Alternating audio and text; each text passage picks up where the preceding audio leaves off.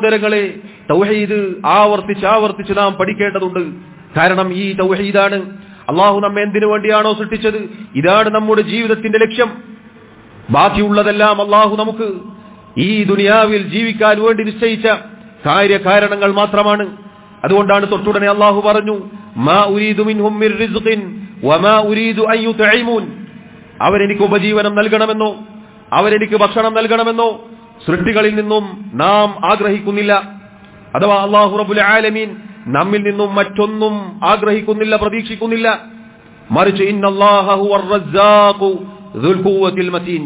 അല്ലാഹു പറയുന്നു, അല്ലാഹുവാണ് എല്ലാവർക്കും ഉപജീവനം നൽകുന്നവൻ, അവനാണ് ശക്തിയും ബലവുമുള്ളവൻ. നോക്കൂ സഹോദരങ്ങളെ, സൃഷ്ടിപ്പിന്റെ ലക്ഷ്യം പറഞ്ഞു, തൊട്ടുടനെ അല്ലാഹു ഉപജീവനവും പറഞ്ഞു. അതുകൊണ്ട് ഉപജീവനത്തിന്റെ പിന്നാലെ പോയി നമ്മുടെ സൃഷ്ടിപ്പിന്റെ ലക്ഷ്യം നാം മറന്നു പോകരുത് എന്നുകൂടി ഈ ആയത്ത് നമ്മെ ഓർമ്മപ്പെടുത്തുന്നുണ്ട്.